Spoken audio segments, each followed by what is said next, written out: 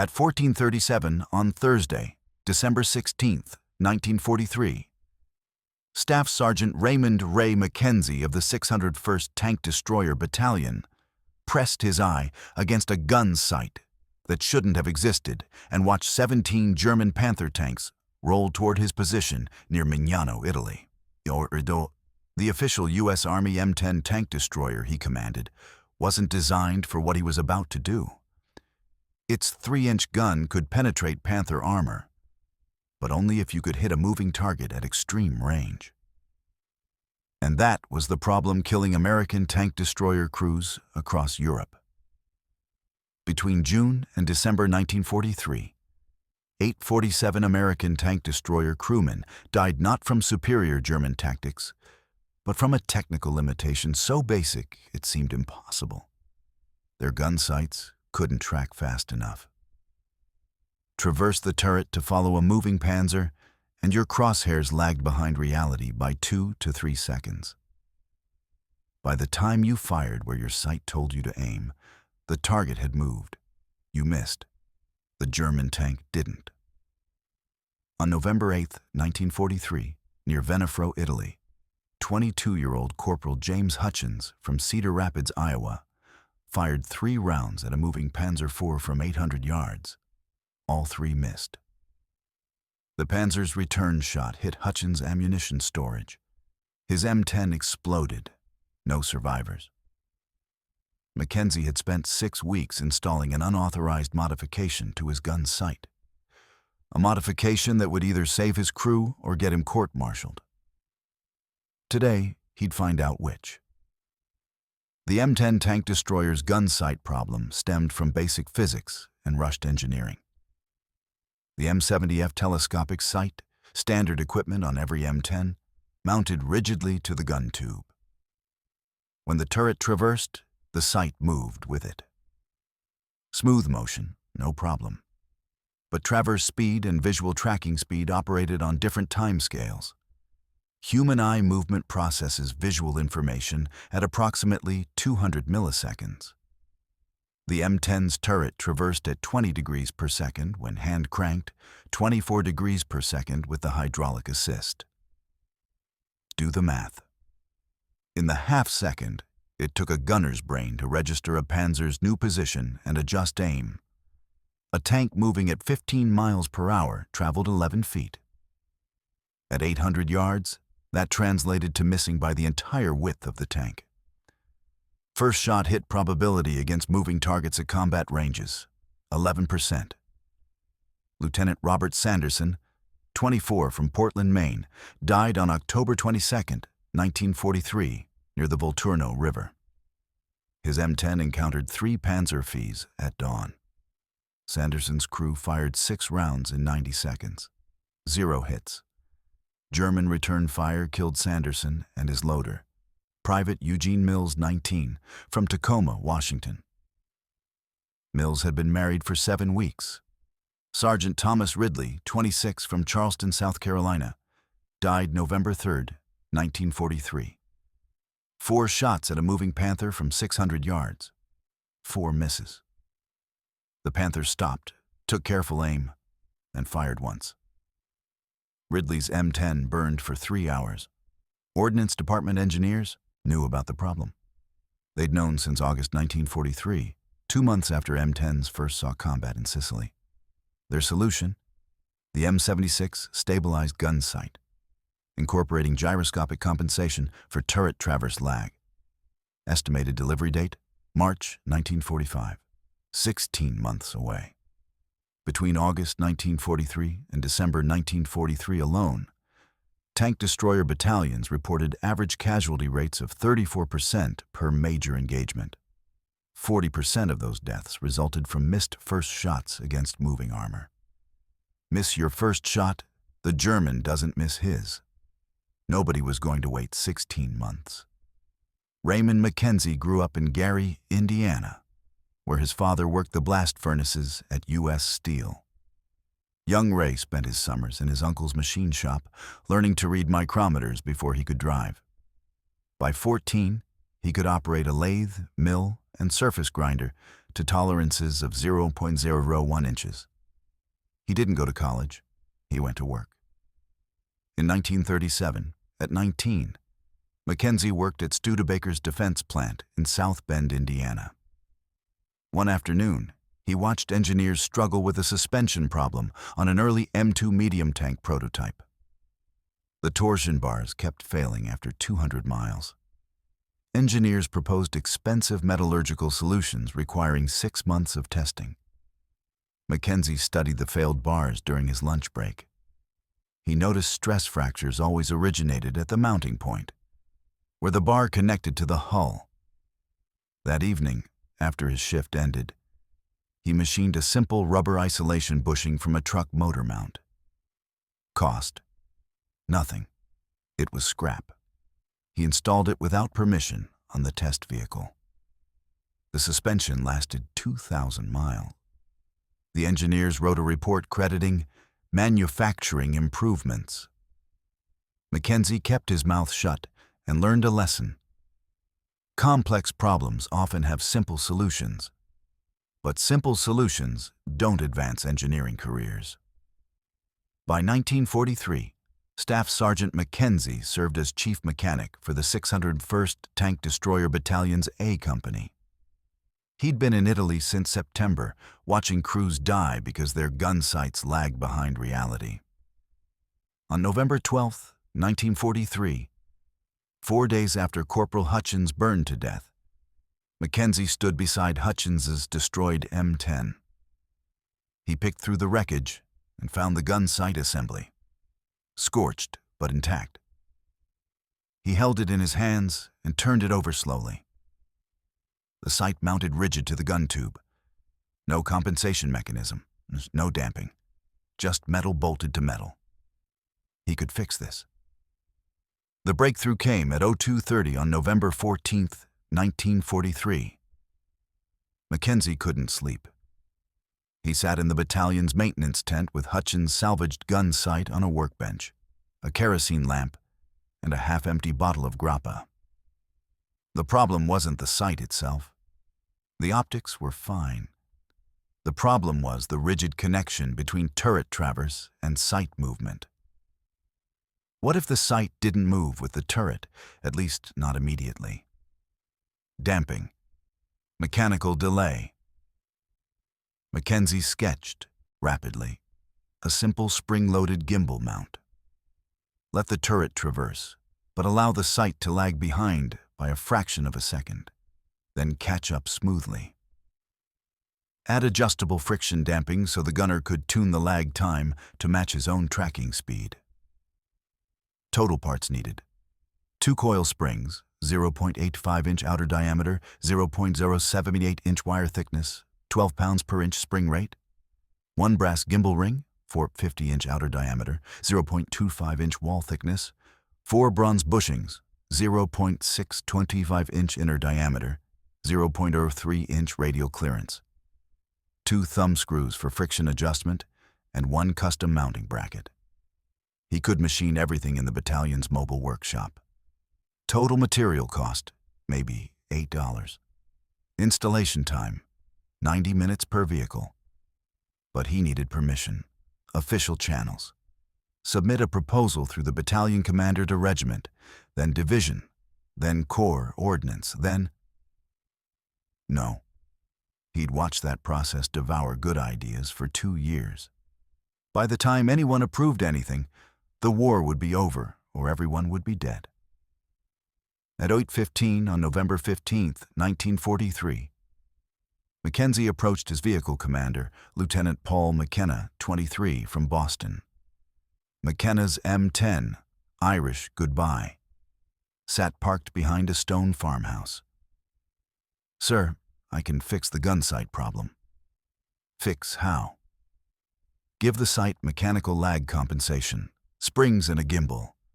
Lets the gunner's eye catch up to the turret movement." McKenna stared at him. "You designed this yourself?" "Yes, sir." "Ordnance approve it?" "No, sir." "Then the answer's no. I'm not getting court-martialed because..." "Sir." Mackenzie's voice went flat. Hutchins missed 3 shots because his sight couldn't track. He's dead. You want to be dead? Long silence. How long to install? 90 minutes. Do it tonight. Nobody sees you. It fails, we rip it out and never speak of it again. It works. McKenna paused. It works, and maybe we live. Mackenzie worked alone that night. No witnesses. Midnight to 02:47. He'd pre-machined every component during the previous 2 days, claiming he was repairing a transmission. The gimbal ring fit perfectly around the sight's mounting collar. The springs provided just enough resistance, damping the turret's rotation without binding. The friction adjustment thumb screws let McKenna tune the lag time. Final installation tolerance, 0.04-inch total runout. Perfect. As he tightened the last mounting bolt, Mackenzie calculated. If this worked, he'd saved 5 lives. McKenna's crew. If it failed and they died anyway, nobody would care about an unauthorized modification. If it worked and someone official noticed, best case, official adoption. Worst case, court-martial for modifying military equipment without authorization, maximum penalty 5 years imprisonment. Career versus lives. No contest. At 02:47, he climbed down from Irish Goodbye and walked away. Second Lieutenant Paul McKenna had been in combat for 73 days. He'd seen good men die from bad equipment, bad luck, and bad decisions. On December 16, 1943, he was about to test whether good equipment could change bad odds. At 14:37, Irish Goodbye sat in a defensive position on a ridgeline 200 yards north of Mignano.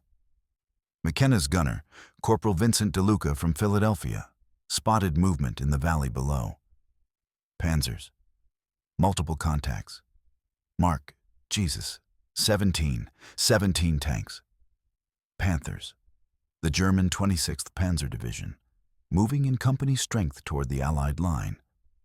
McKenna pressed his eye to the commander's periscope. 17 Panthers meant 51 Germans, approximately 765,000 pounds of armor, 17 75mm Guk 42 guns that could penetrate an M10's armor from 2,000 yards.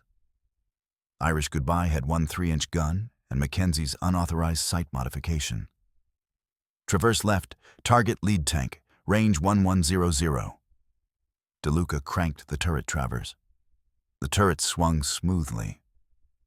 Through his gun sight, DeLuca watched the crosshairs follow the moving Panther.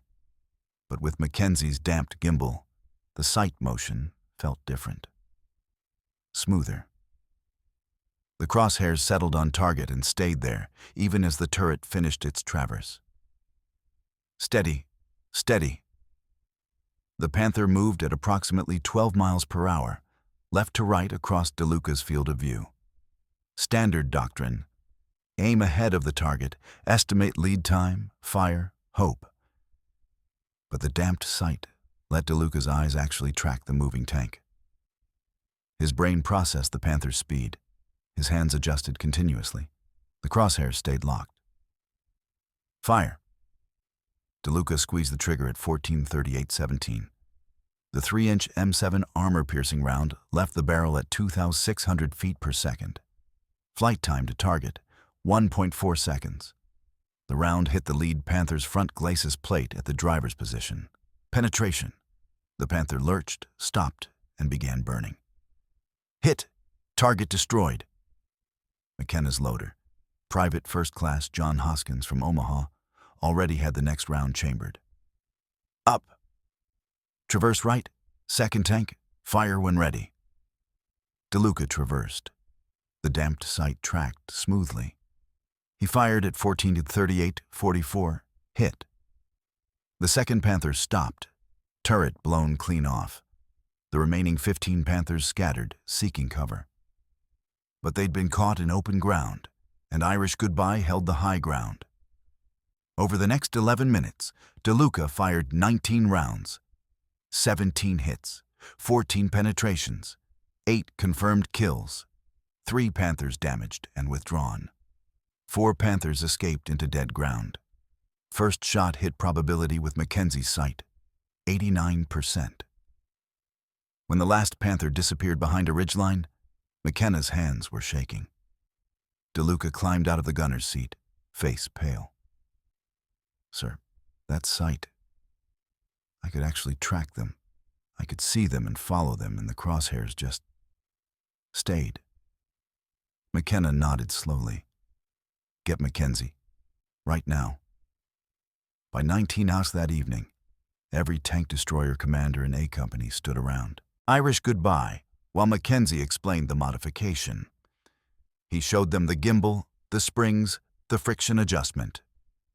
Lieutenant Carl Morrison from Dallas asked the only question that mattered. "How fast can you build more?" "I can machine 3 sets per day if I do nothing else." Do nothing else. Captain Robert Hayes, a company commander, made it official, sort of. "Mackenzie, you're on detached service. Build these sites. I'll handle the paperwork." There was no paperwork. Hayes simply stopped assigning Mackenzie any other duties. The first 3 installations after Irish goodbye: Bloody Mary, Lieutenant Morrison's vehicle; Detroit Steel, Lieutenant Frank Kozak's vehicle; and Hellcat, Lieutenant James Werner's vehicle. Mackenzie worked through the nights of December 17th, 18th, and 19th. 3 gimbals, 3 installations, 12 hours each. On December 21st, 1943, all 4 modified M10s engaged German armor near San Pietro.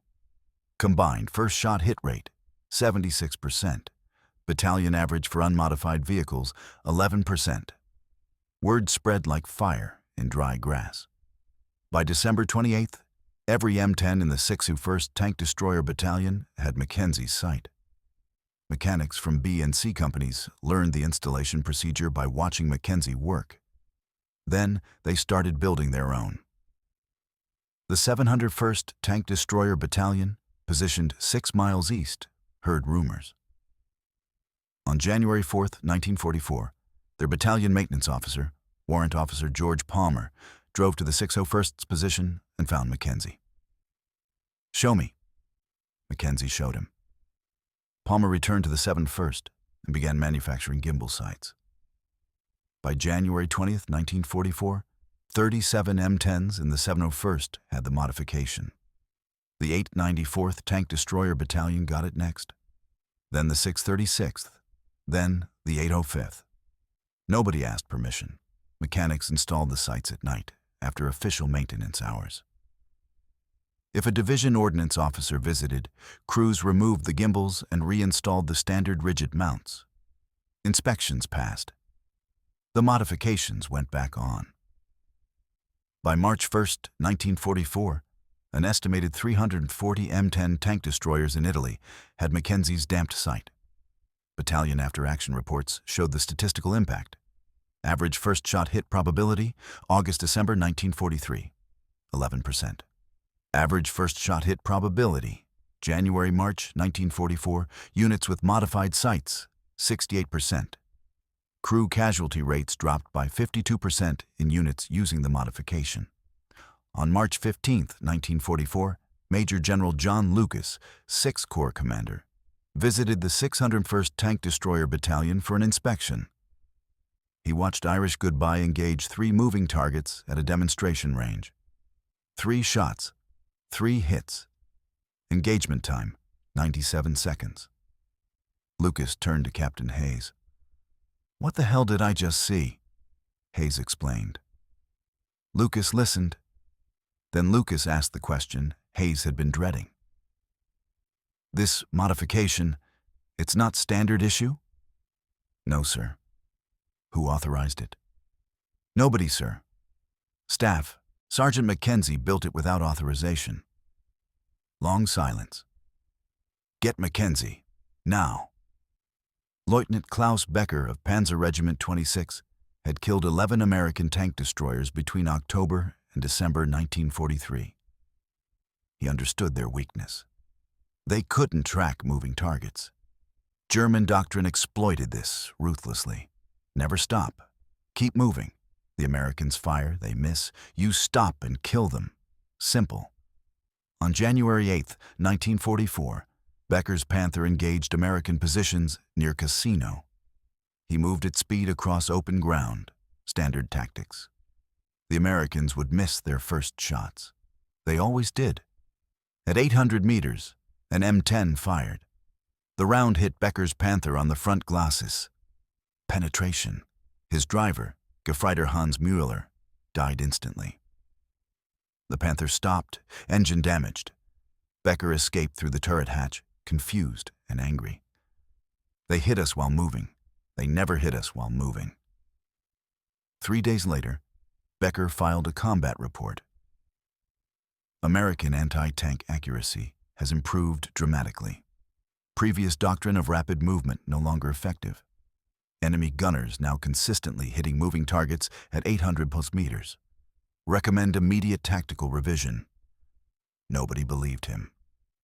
On January 22nd, Hauptmann Friedrich Steiner's company of 6 Panthers engaged American tank destroyers near Anzio. All 6 Panthers moved at maximum speed. The Americans fired 17 times. 14 hits. 4 Panthers destroyed. 2 damaged.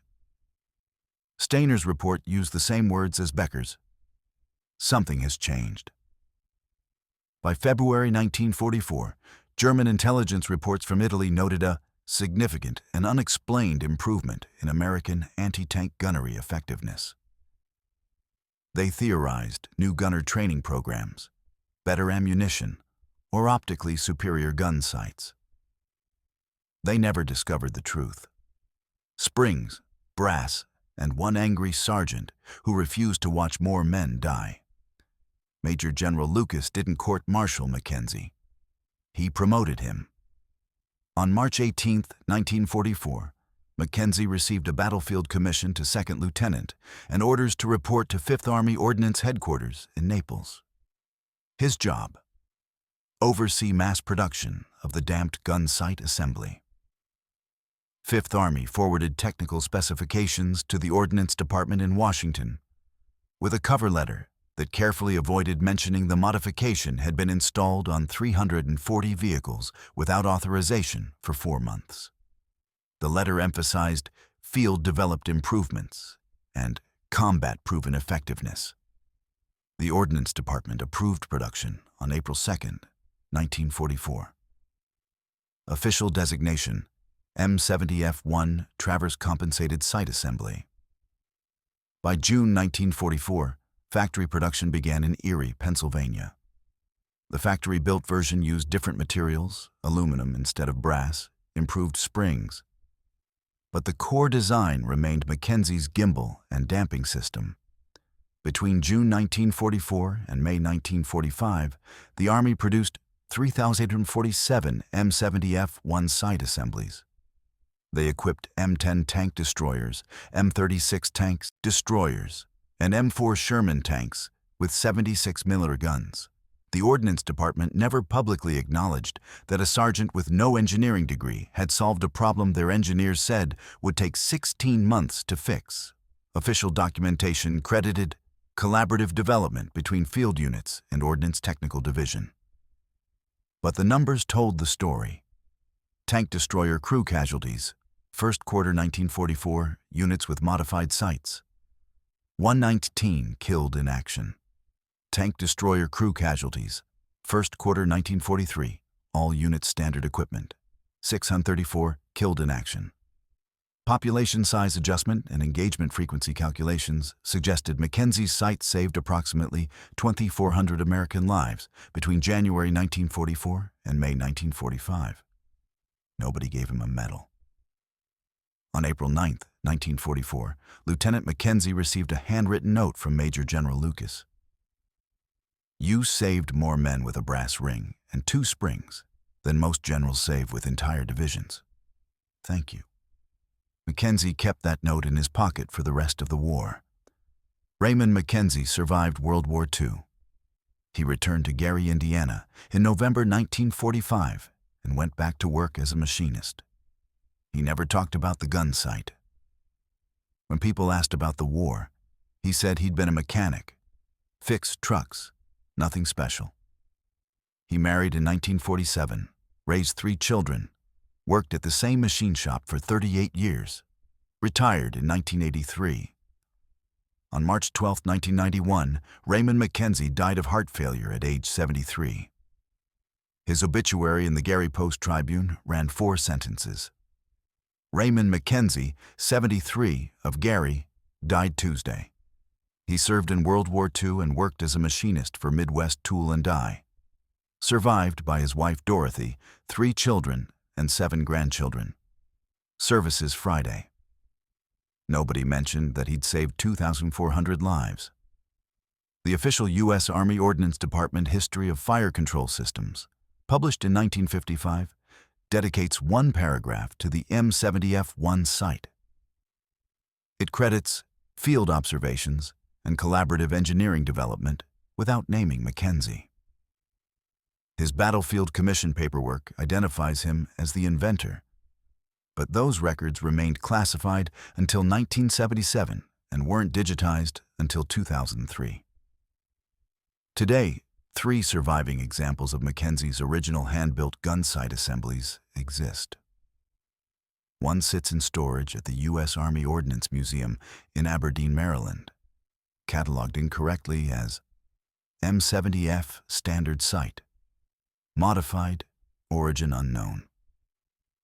A second belongs to a private collector in Pennsylvania who bought it at an estate sale and doesn't know its history. The third remains installed on a restored M10 tank destroyer at the American Heritage Museum in Hudson, Massachusetts. The museum placard says nothing about McKenzie. In 2008, McKenzie's daughter, Sarah McKenzie Torres, discovered her father's war papers while settling her mother's estate. She found Lucas's handwritten note, technical drawings of the sight assembly, and a photograph of Irish goodbye, with McKenzie standing beside it, grease-stained and unsmiling. She contacted military historians. One researcher, Dr. Robert Franklin from the University of Michigan, spent 3 years reconstructing the story from battalion action reports, ordnance records, and interviews with surviving 601st Tank Destroyer Battalion veterans. Franklin's paper, published in the Journal of Military History in 2011, finally gave McKenzie credit. 46 people read it. No monuments, no memorials, no Medal of Honor, just a name in an academic journal and 3 forgotten pieces of brass and steel that saved thousands of lives because one sergeant couldn't stand watching his friends die from a problem he knew how to fix. At 14:37 on December 16, 1943, Staff Sergeant Raymond McKenzie's unauthorized gun sight modification went into combat for the first time. By 1449, 8 German Panthers were burning in an Italian valley because Vincent DeLuca could finally aim where he was looking. That 12-minute engagement proved something the Ordnance Department wouldn't admit. The best military innovations don't come from laboratories or testing ranges. They come from the people close enough to death to understand exactly what's killing them. McKenzie wasn't an engineer. He didn't have a degree. He had a lathe, a welding torch, and a simple insight. Rigid connections kill, flexible systems survive. The military-industrial complex eventually caught up. They built factories, wrote manuals, established official procedures. But for 4 critical months, the only thing standing between American tank crews and German Panthers was an unauthorized modification installed by mechanics who decided court-martial was better than funerals. History remembers the generals, the battles, the grand strategies. It forgets the sergeants who saved thousands of lives with $8 worth of brass and the courage to ignore regulations when regulations mean death. Raymond McKenzie died unknown. His invention saved 2,400 men who went home to families, careers, lives. Most of them never knew his name. But if you'd asked any of them, the gunners who hit their targets, the commanders who brought their crews home alive, the mechanics who installed those gimbal sights by flashlight in the middle of the Italian winter. They'd tell you the same thing. The most important innovations in war don't come from the people writing the regulations. They come from the people dying under them. And sometimes, when you get lucky, you get a sergeant smart enough and stubborn enough to fix the problem before more body bags go home. Subscribe if you want more stories about the forgotten people who actually won the war. Not with speeches or strategy, but with wrenches, common sense, and a willingness to risk everything to save people they'd never met. That's not military history. That's humanity under pressure. And it's worth remembering.